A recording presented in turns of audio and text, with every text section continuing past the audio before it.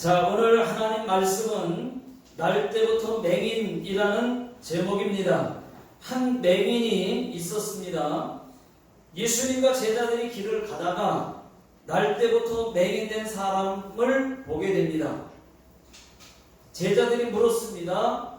라비오, 예수 선생님, 라비오, 이 사람이 날 때부터 맹인된 것이 누구의 죄 때문입니까?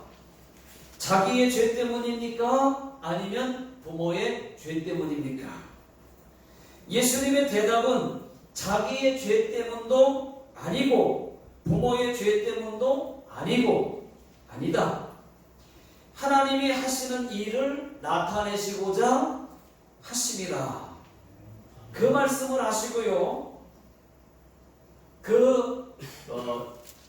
눈먼 맹인에게 흙에 침을 퇴 하고 뱉어서 흙을 개서 또 맹인의 눈에 발라줍니다.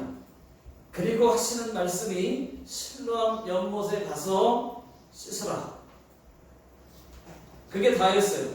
여러분 참고로 말씀을 드립니다. 예루살렘에는 두 개의 연못이 있습니다. 하나는 실로암 연못, 또 하나는 베데스다 연못. 이렇게 두 개의 연못이 있습니다. 자, 맹인은 예수님 말씀대로 실로암에 가서 눈을 씻었습니다. 그때 놀라운 기적이 일어났습니다. 맹인이 보게 되었습니다. 이것이 예수님의 6번째 기적입니다. 그리고 오늘 말씀의 내용이 그 내용입니다. 저는 오늘 말씀을 통해서 제자들의 질문, 그리고 예수님의 대답, 그리고 맹인의 순종, 이 세 가지를 말씀드리려고 합니다. 첫 번째 제자들의 질문입니다. 질문을 잘 보시면 2절 다 같이 읽어보겠습니다. 자, 시작. 제자들이 물어 이르되 라비오, 이 사람이 맹인으로 난 것이 누구의 죄로 인함이니까? 자기니까? 그의 부모니까? 제자들의 질문은 날 때부터 맹인된 것이 누구의 죄 때문인지, 자기 죄 때문인지 아니면 부모의 죄 때문인지 그것이 알고 싶다였습니다. 예수님의 제자들은 둘 중에 하나라고 생각을 했습니다. 자기의 죄 때문이든 아니면 부모의 죄 때문인지 둘 중에 하나라고 생각을 했어요. 어쩌면 이 질문은 맹인이 던졌어야 됩니다. 제자들보다도 맹인이 더 궁금했을 겁니다.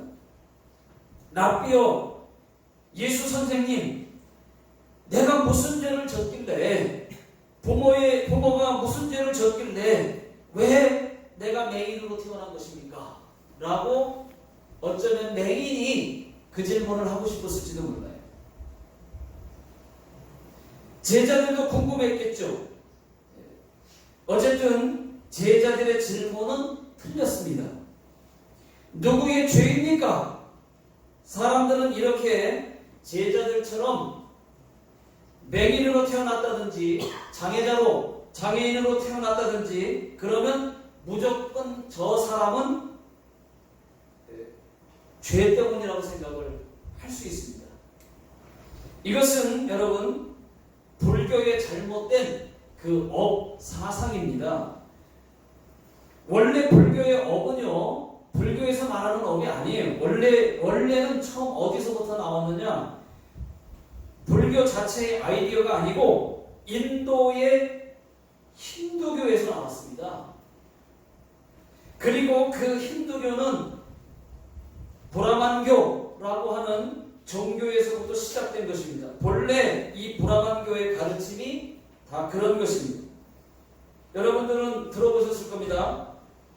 전생이 있고 그리고 그 전생에 죄를 많이 지으면 그 업을 가지고 이생에 태어나게 되고 그 이생에서 선한 일을 하게 되면 많이 하면 그 업이 또 사라지면 다음에는 좋은 생애를 살게 된다. 그런 사상입니다. 여러분, 그것은 진리가 아닙니다. 들으면 그럴듯해요.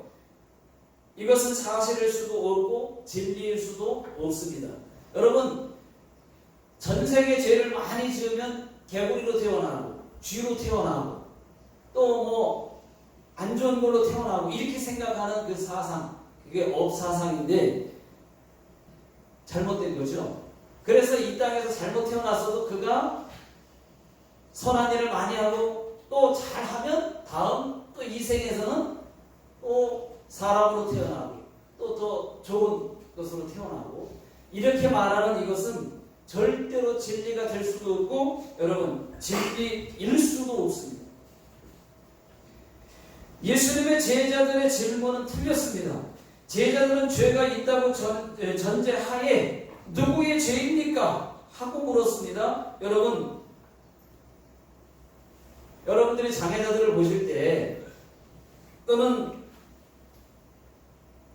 장애자들을 보실 때 저 사람은 무슨 죄를 지었길래 장애인으로 태어났나 이렇게 생각하지 마시기 바랍니다. 절대로 그렇지 않다는 것입니다. 두 번째, 예수님의 대답을 한번 보겠습니다. 이 3절 나가시 한번 보겠습니다. 제자들의 질문은 누구의 죄냐라고 얘기를 했고 예수님의 대답을 한번 보겠습니다. 3절 나가시 시작. 예수께서 대답하시되 이 사람이나 그 부모의 죄로 인한 것이 아니라 그에게서 하나님이 하시는 일을 나타내고자 하시니라. 자, 이것은 하나님 영광을 위해서랍니다.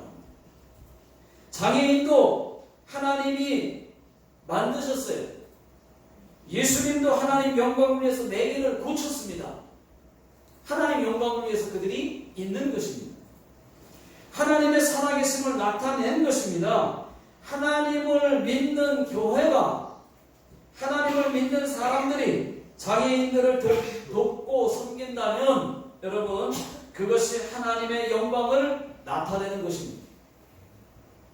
여러분 혹시 장애인에 대한 편견이 있으신 분 있으시면 편견 갖지 마십시오. 여러분. 우리 모두가 다 장애인 아닙니까? 솔직하게 말하면 우리 모두가 다 장애인 아닙니까? 모든 인간이 다 장애인입니다. 마음에 병든 사람 있죠.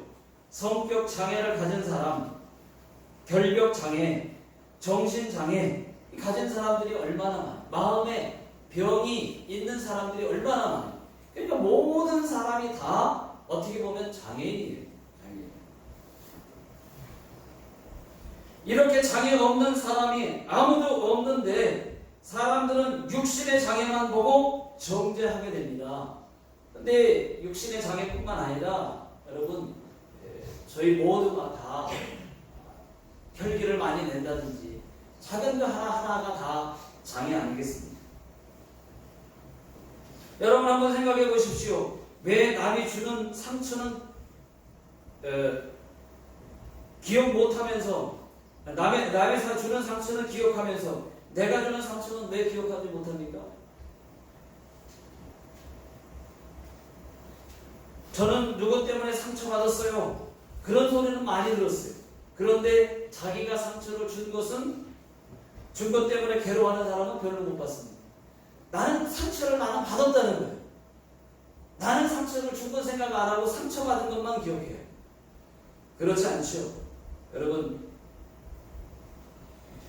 이렇게도 한번 생각해 보셔야 됩니다. 상처만 받았습니까? 잘 생각해 보세요. 받은 만큼 상처를 줬을 겁니다. 아마 어쩌면 더 많을지도 모르겠습니다. 간절히 바라오기는 우리 교회는 오히려 상처 준 것을 기억하고 회개하고 상처 주지 않기 위해 힘쓰는 교회가 되었으면 좋겠습니다. 진정한 치유가 일어나는 교회가 되기를 예수 능력의 이름으로 축원합니다. 인도에 프렘이라는 전도사님이 계십니다. 여러분, 인도에 프렘이라고 하는 전도사님이 계신데, 그는 인도에서 힌두교 사상을 교육받고 자랐습니다. 여러분들도 잘 아시겠지만은 인도에서는요, 아이들을 참 많이 버려요. 왜 그렇게 많이 버리는지 모르겠어요. 특히 장애 아들. 장애 아가 태어나면 인도에서는 아이들을 많이 버립니다. 이 아이는, 장애 아들, 이 아이는 업을 가지고 태어났다고 생각하기 때문에, 전 세계 죄 때문에 장애를 가지고 태어났다고 해가지고 버린다는 겁니다. 그래서 버려도 죄가 아니라고 힌두교에서는 가르친다고 합니다. 이것을 보고 이 프렘이라고 하는 이 전도사님이 서원을 했습니다. 이렇게 서원했습니다. 하나님, 제가 저 버려진 아이들을 섬기겠습니다. 이렇게 서원을 하고요, 자기와 같은 사명을 가진 여자와 결혼을 했습니다. 그리고 바로 고아원부터 만들었습니다. 이 램프는, 램프라고 해서 프렘 전도사님은 인도의 최고 대학을 나온 사람이에요. 그리고 미국에서 공부했고요, 영국에서도 공부한 사람입니다. 아주 편하게 출세하고 잘 살 수 있는데도 그렇게 하지 않고 그 길을 다 포기하고 고아원을 만들었습니다. 길에 버려진 장애 아이들을 데려다가 키우기 시작했습니다. 아이들이 얼마나 많던지 다 수용할 수가 없습니다. 부부가 자는 방까지 다 가득 채웠습니다. 그때 영국에서 같이 공부했던 한국 목사님과 편지를 주고받고 있었는데, 한 번은 한국 목사님에게 편지를 이렇게 썼습니다. 프렘 전도사님이 이렇게 썼습니다. 목사님, 너무나 마음이 아픕니다. 밤이 되면 5-6명의 여인들이 나타나서 담 밖에서 우는 모습을 보게 됩니다. 그 아이들을 내다버린 어머니들이죠. 시아버지가 남편이 버리라고 해서 아이를 내다버렸지만 마음까지 내다버린 것은 아닙니다. 염치가 없어서 차마 들어가지는 못하고 까치발을 하고 그 담 위로 아이들을 보면서 눈물을 흘리는 그 여인들을 위해 예배당 짓는 것이 제 꿈이 되었습니다. 이제 이 아이들뿐만 아니라 저 아이들의 어머니들에게도 하나님의 사랑을 전하고 싶습니다. 그렇게 쓴 다음에 마지막 끝에 이렇게 썼습니다. 힌두교의 그 수많은 신들이 버린 수많은 아이들을 제가 예수님의 사랑으로 품고 싶습니다. 여러분, 그렇습니다. 이렇게도 하나님 영광을 나타낼 수가 있는 거예요. 여러분, 장애자를 편견을 갖지 않는 겁니다. 장애자가 누구의 죄 때문에 장애자로 태어난 게 아닙니다. 자기 죄도 아니고 부모의 죄도 아니고. 그러나 여러분, 그런 장애자를 볼 때에 잘 돕는 것이 하나님 영광을 드러내는 거예요. 그들이 있는 것은 하나님 영광을 위해서 그들이 그렇게 태어난 거예요. 예수님이 그 맹인을 고쳤습니다. 하나님의 살아계심을 보여주는 거예요. 우리가 그들에게 잘해주면 하나님의 영광이 드러나는 겁니다.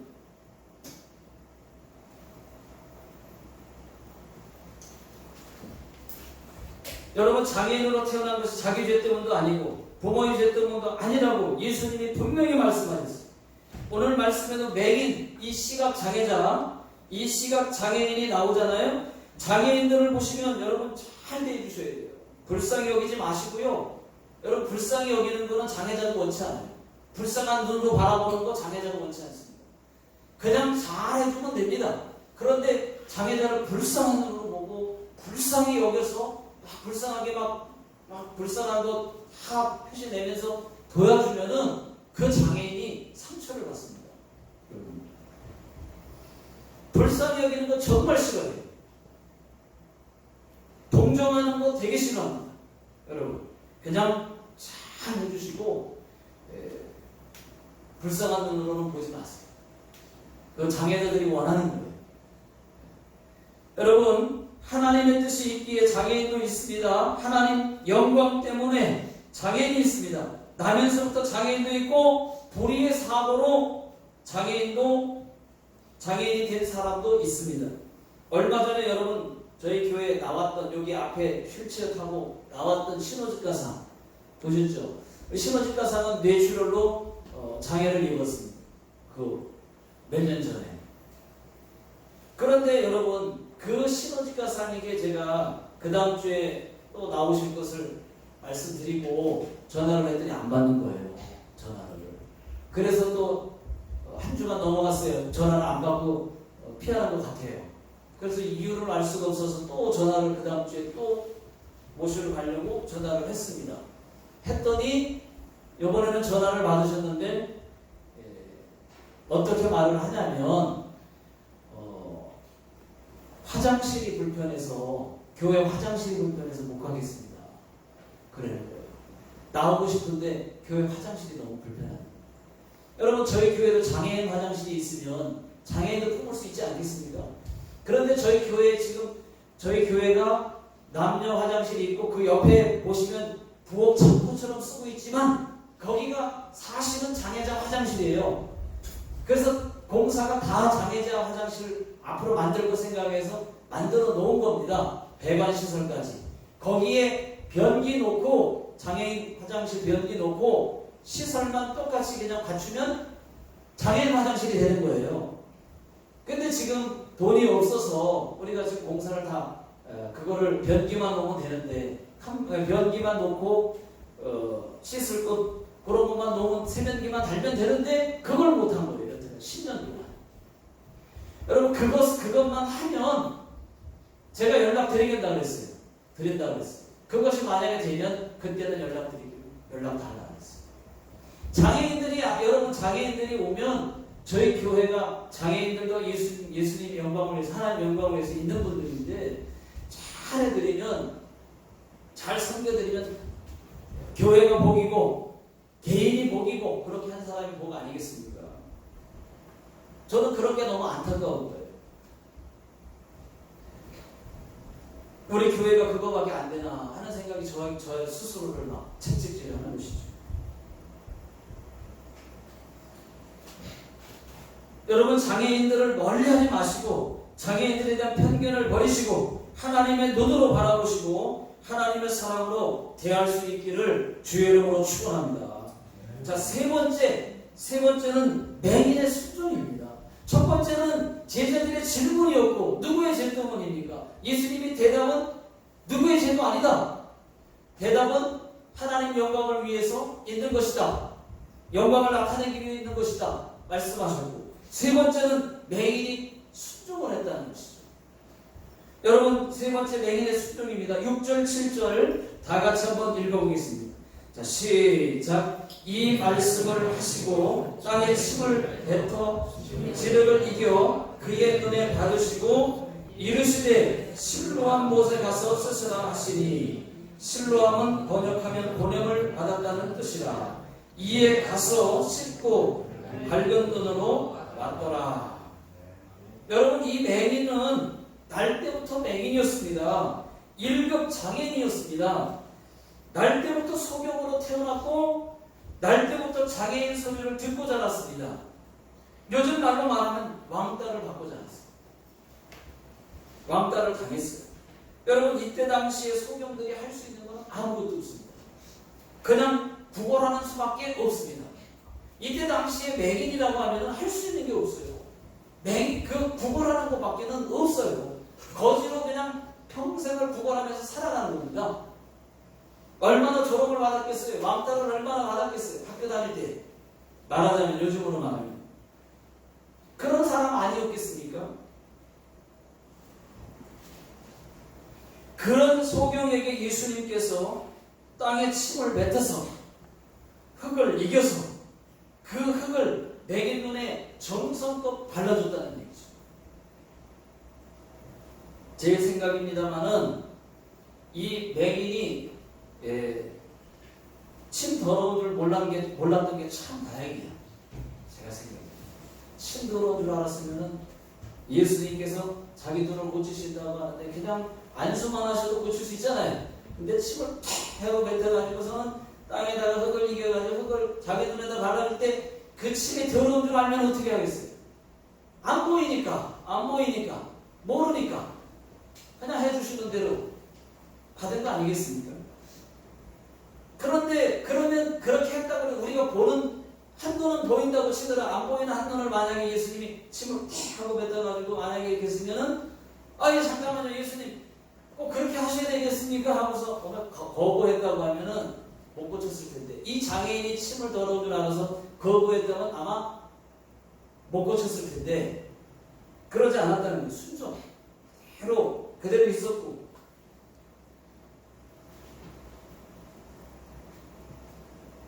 반면에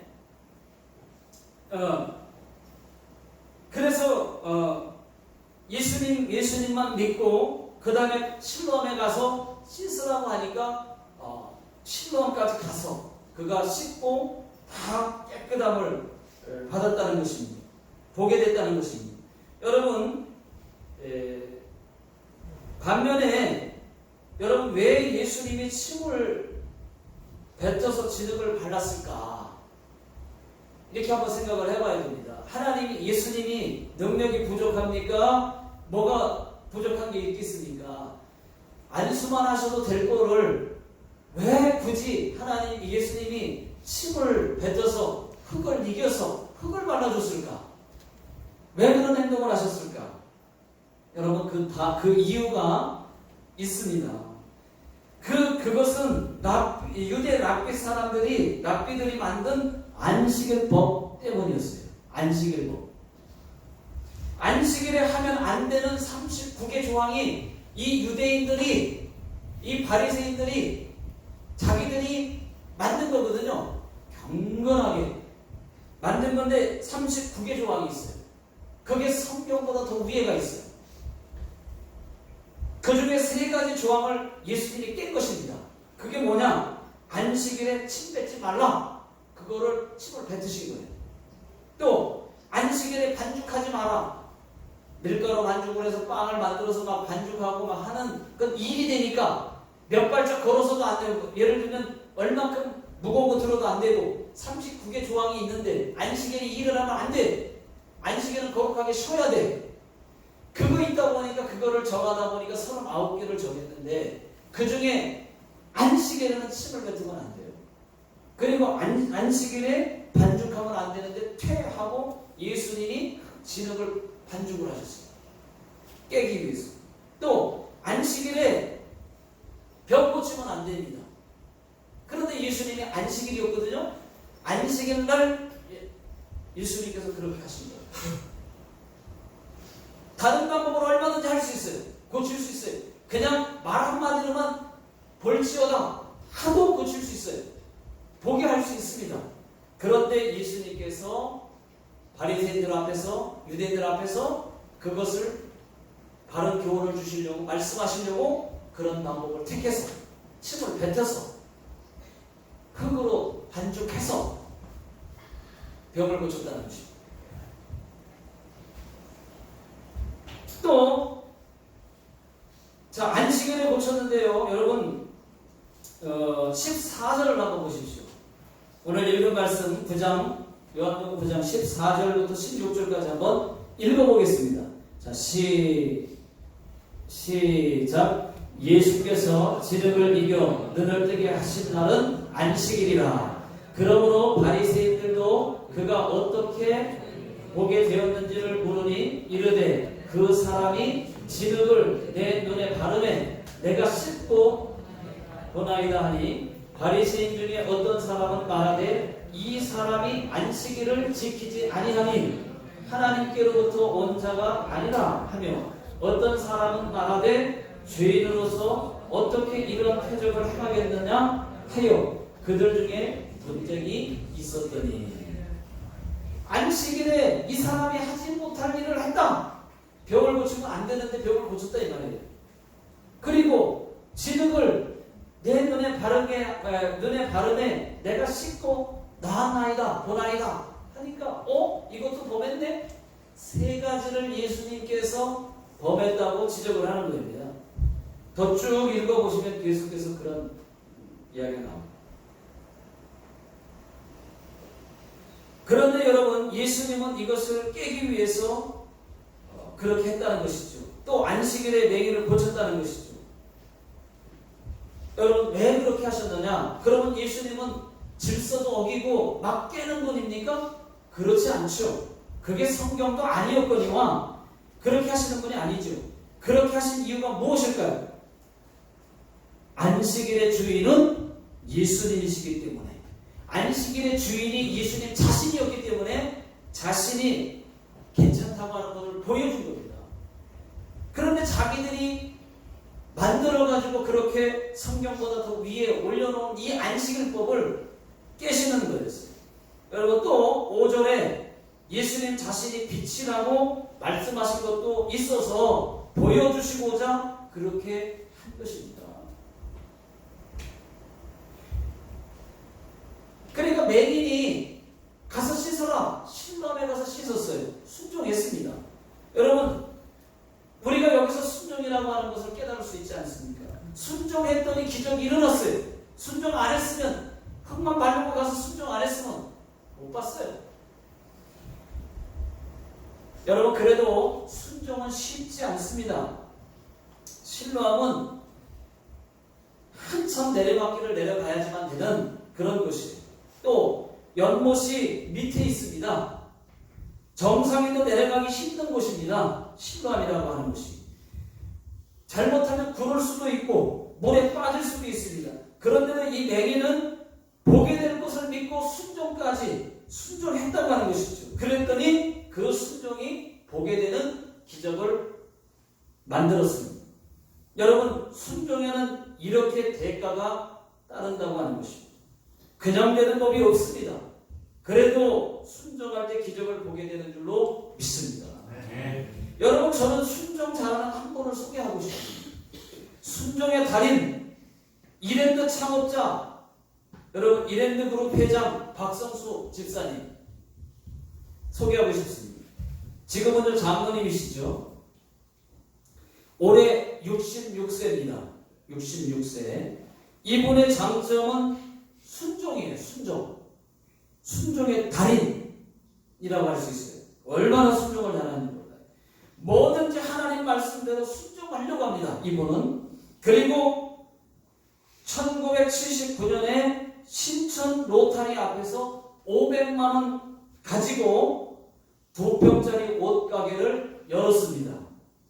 처음 개업 예배를 드리면서 철저히 하나님 중심으로 가게를 운영하겠다고 서약까지 했습니다. 하나님 앞에. 하나님, 내가 철저하게 하나님 중심으로 하겠습니다. 하나님 앞에 서약을 했어요. 그리고 하나님께 기도를 했습니다. 하나님, 저는 하나님만 의지합니다. 하나님께서 이 사업을 축복해 주시옵소서. 철저히 11조 헌금하겠습니다. 이 이익을 선교에 사용하겠습니다. 10년 후에, 여러분, 하나님 10년 후에 천억이 되게 하여 주시옵소서. 이렇게 기도한다는 거예요. 2평짜리 옷가게를 차려놓고 하나님 말씀대로 정말 살 테니까, 순종할 테니까, 하나님 10년 뒤에는 사업이 성장해서 천억이 되게 해 주시옵소서. 기도를 했다.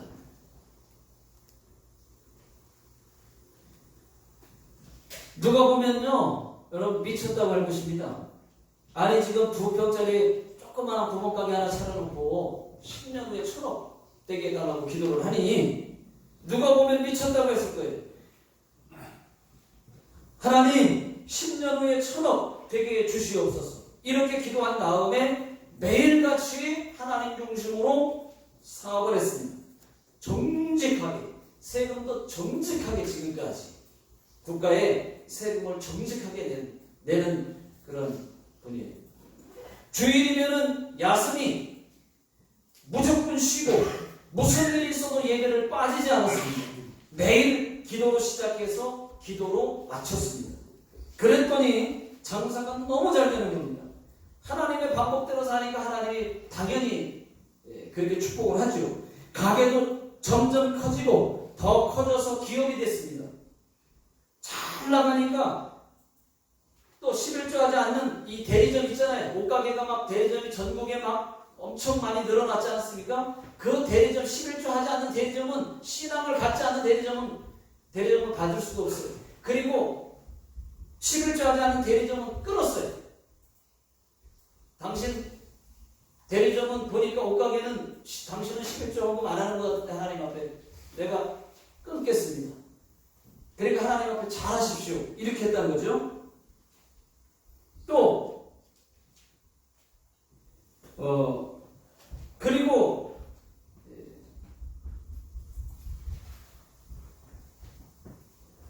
그리고 나서 주일 성수, 주일을 지키지 않는, 주일 성수 안 하는 가게는 물건을 공급을 중단을 했습니다.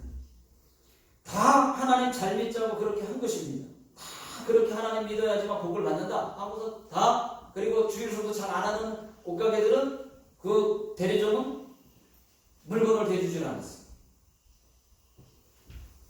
이렇게 사업을 하는데 여러분 하나님이 그를 축복을 안 하겠습니까? 어느 정도로 축복을 했느냐? 1989년 정확하게 10년 후에 1000억이 됐습니다. 정확하게 1000억이 됐어요. 기도한 대로. 또 1년 뒤에는, 그 다음 1년 뒤에는 3800억이 됐습니다. 그 다음 또 1년 뒤에는 7000억이 됐습니다.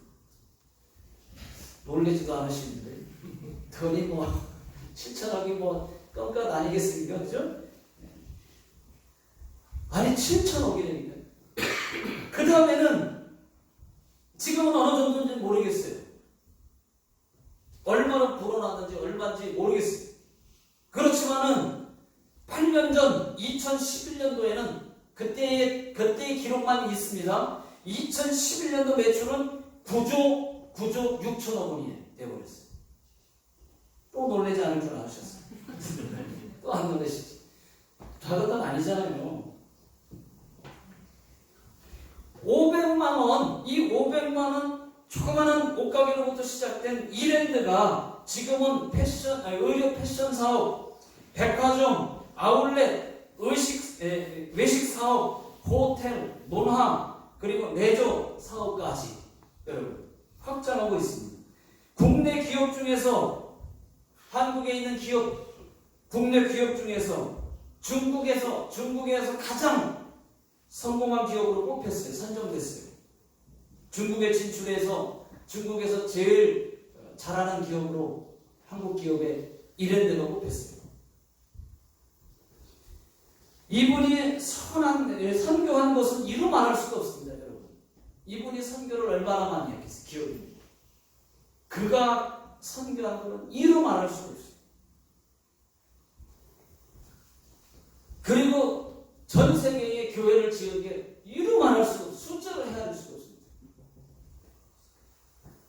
여러분, 하나님의 자녀, 하나님의 뜻대로 순종하려는 자녀들을 하나님은 축복하지 않을 수가 없습니다. 하나님의 뜻대로 순종하고자 애쓰는 이 박성수 집사님의, 아니 이 장로님의 축복을 막을 수가 없습니다. 하나님이 일방적으로 부으시니까 하나님 그만이요 그만 부어주세요 해도 막을 길이 없고 넘치도록, 차고 넘치도록 축복을 받은 것입니다. 여러분, 기도 제목 있습니까? 고난 있습니까? 병 중에 있습니까? 하나님께 기도하십시오. 한두 번 기도하지 말고 하나님을 믿고 될 때까지 여러분 기도하십시오. 될 때까지는 그렇게 길지는 않을 거예요. 여러분들이 한두 번 기도하고 아예 안 되나 보다 포기하는 게 아니고, 여러분 될 때까지 기도하실 때 그 될 때까지가 길지 않을 거예요. 하나님이 그 중심을 보시고 열심히 기도하는 그들에게 축복하실 것입니다. 내가 믿음으로 살고 예배하고 기도하고 찬송하고 전도하고 봉사하고 순종하고 그런 신앙 생활하고 있으면 여러분 기도 응답은 길지 않을 것입니다. 금방 그런 사람의 기도는 금방 응답될 것입니다. 하나님과 관계만 깊어져 보십시오. 관계가 하나님하고 좋아 보십시오. 하나님 왜 길게 끄시겠습니까? 왜 안 되겠습니까? 그렇게 하지 않으니까 뭐든지 잘 안 되고 병 잘 안 낫고 잘 안 풀리고 응답이 없거나 또는 늦는 것 아니겠습니까? 여러분 신앙생활 온전히 해보십시오. 하나님과의 관계를 잘 해보십시오. 그게 원리예요. 그렇게 하고 여러분들이 바라세요. 그렇게 안 하고서 기도 안 하고 응답을 받으려고 하고 기도 안 하고 축복받으려고 하고 신앙생활을 잘 못하고 축복받으려고 하니 어떻게 하나님 말씀을 어겨가면서 축복을 해주겠습니까?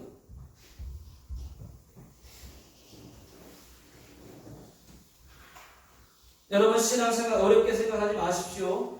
하나님이 어떤 것을 원하시는가 다시 한번 시작해 보십시오. 내가 지금 너무 멀리 왔다. 내가 너무 멀리 와 있는 것 같다. 하나님과 너무 멀어진 것 같다. 그런 생각이 들거든 다시 여러분 시작하십시오. 지금부터 내가 정상 FM대로 하나님 말씀대로 다시 신앙생활을 다시 다 지금까지 해왔던 거는 다 생각하지 말고 지금부터 내가 정석으로 신앙생활을 해보겠다. 그렇게 하시면 하나님께서 놀랍게 저희들 모두를 축복해 주실 줄로 믿습니다. 자, 기도하겠습니다.